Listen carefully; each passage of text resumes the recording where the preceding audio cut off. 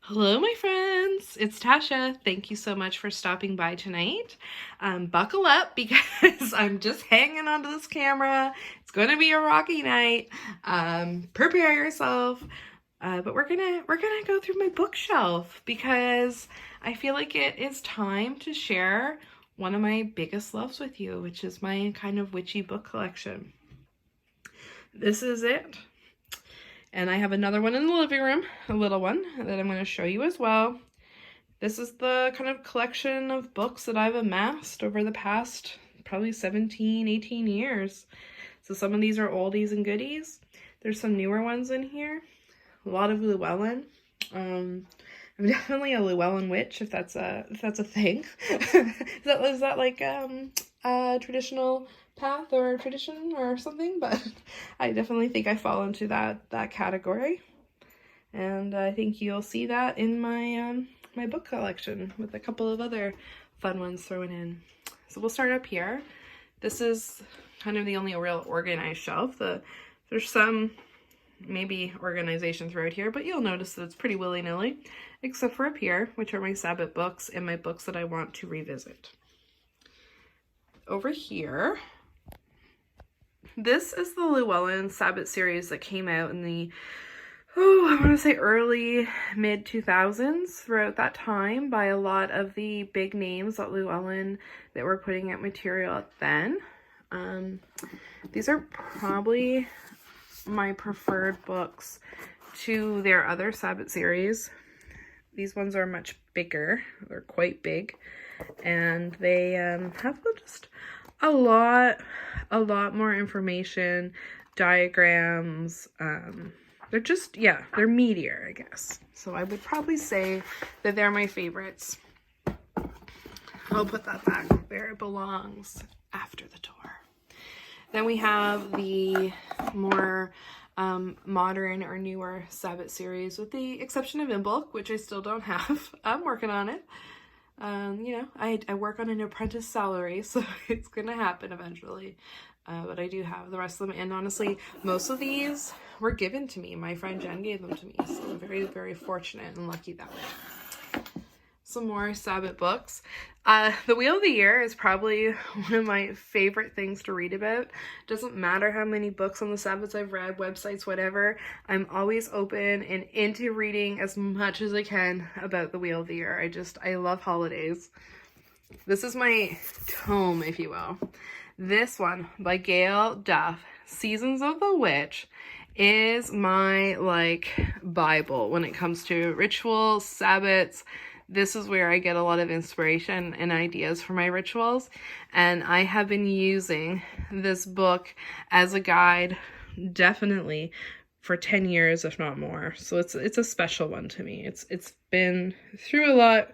It's been with me on this path for a long time, and it's been a huge influence on me. These guys over here are books that I haven't, like, that I want to get back to, and there's one I haven't read at all, which is Besom, Stang, and Sword. I haven't had a chance to get to this one, and I really want to. This is the good thing about the depth year, is that I'm not buying new witchcraft books, so I'm gonna get to these guys that I haven't gotten to read.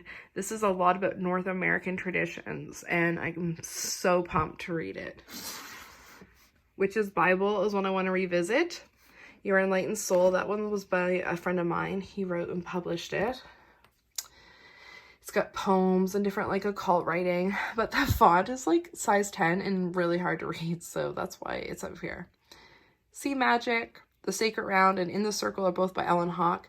This was probably the first book on witchcraft I ever read, and the most influential to me. I love this book.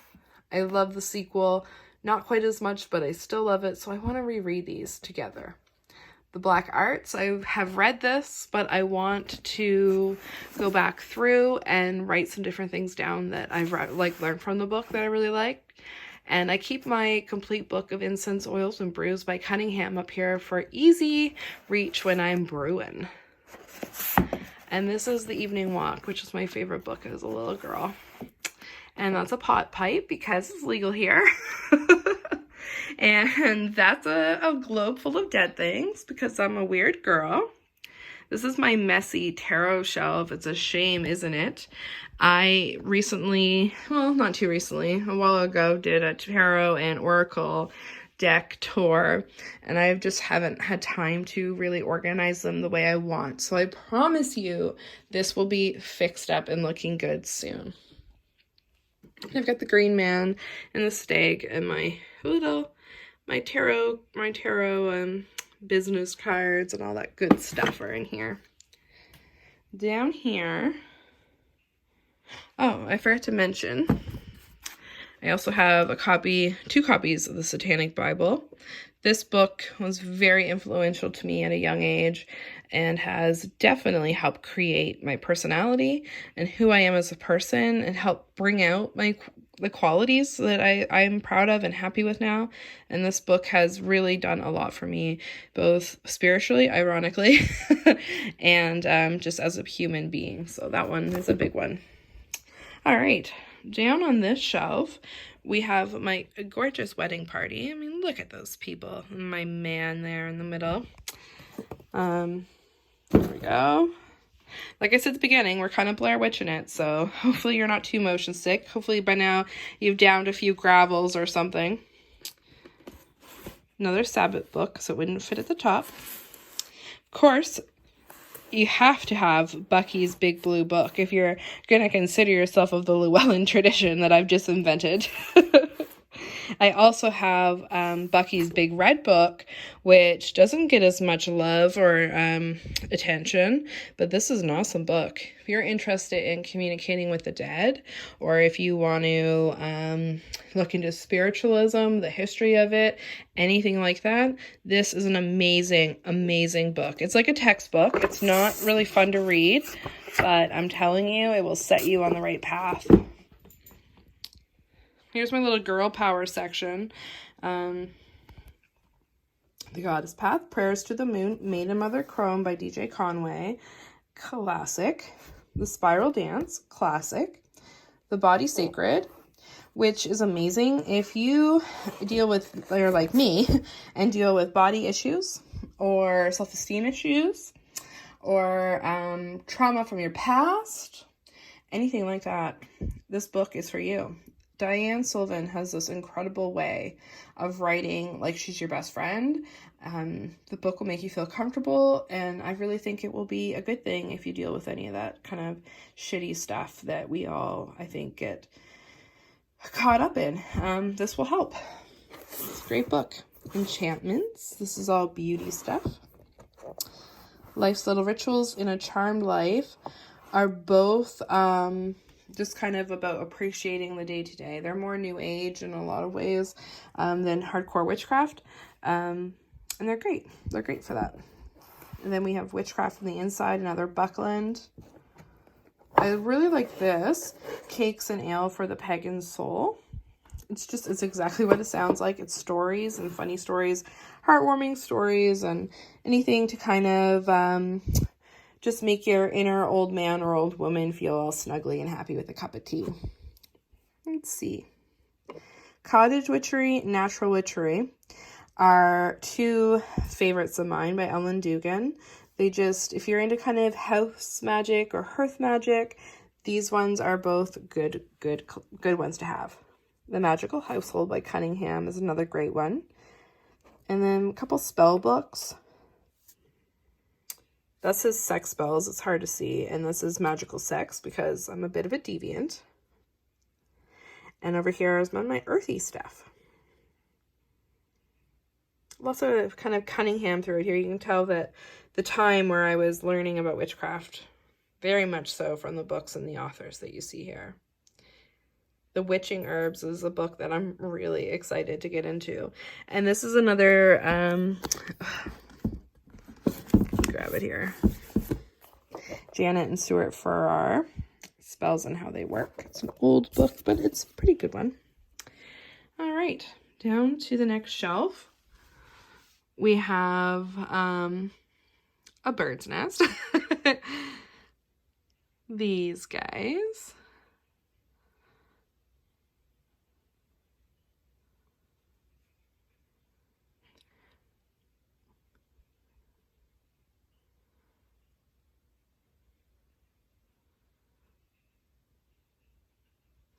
This Grimm's Fairy Tales belonged to my dad when he was a little boy, so it's just a special book to me. And then down here, kind of the bigger books, your coffee table books. This is where I kind of keep loose paper or spells and ideas. And then the anxiety and phobia workbook, because, you know, you gotta, no shame and helping yourself in your game, my friends.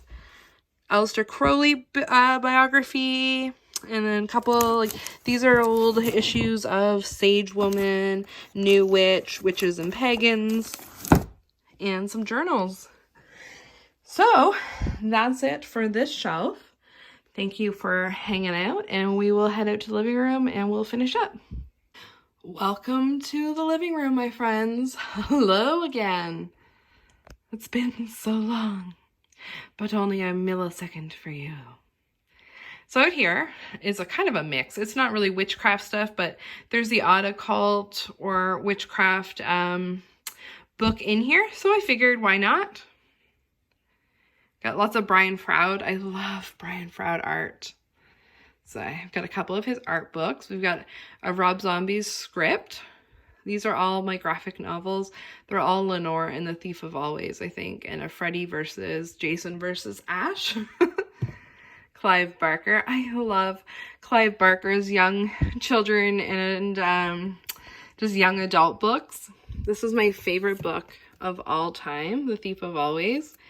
It looked pristine when I got it, and pages are literally falling out. I've read it so much, and I'll be reading it again this year because it makes my soul happy.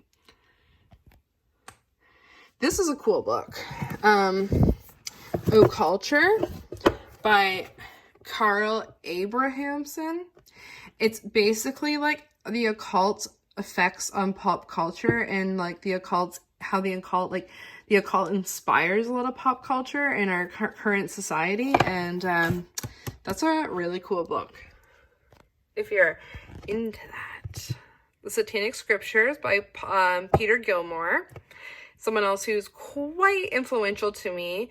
I don't know what it is with me and the Church of Satan, but I really do like their philosophies in a lot of ways, and I love their writing, and I love kind of the rituals and stuff like that. So another influence that I have had for a long time. The pink book is The Satanic Rituals by Anton LaVey. And we have The Book of Lies by Crowley.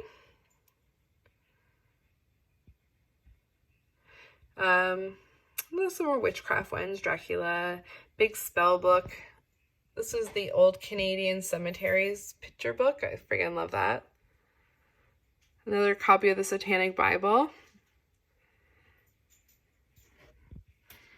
And I don't really know if there's... Mastering Witchcraft, though, by Hudson. That's an old tome. These ones are cool. This is all about... eating wild in Eastern Canada and Atlantic wildflowers. This book I paid like 25 cents for at the hospital at a book sale, and this one I got off Amazon, and I'm loving that. I'm kind of really interested in what wild plants are around me. Then I've got the Satanic Witch.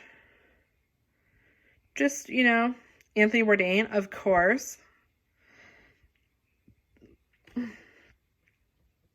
These are just some books that I haven't read yet. I think those are just mostly fiction. And then a couple of biographies. And coloring books. And yeah, that's it.